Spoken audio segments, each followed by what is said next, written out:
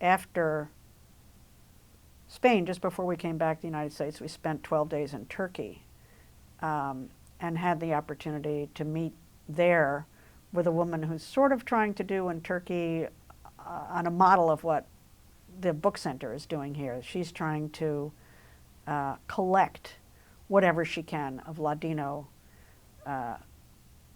culture, which was much less written and much more songs and stuff. So she's been collecting songs from the older generation before they die out, and she's just published a 2-volume book and DVDs and CDs with these songs and the music and, etc.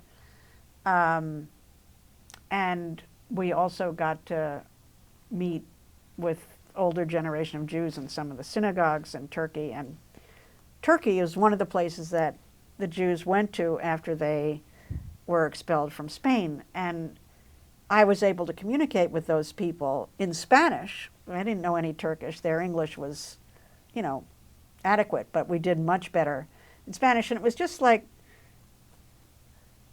it was like, I mean, if one had gone back to Eastern Europe or Russia or Ukraine or something, maybe there would be people you could speak to in Yiddish, but I don't speak Yiddish.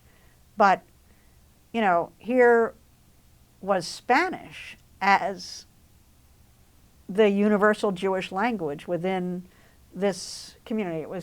It was really quite overwhelming. It was really quite amazing.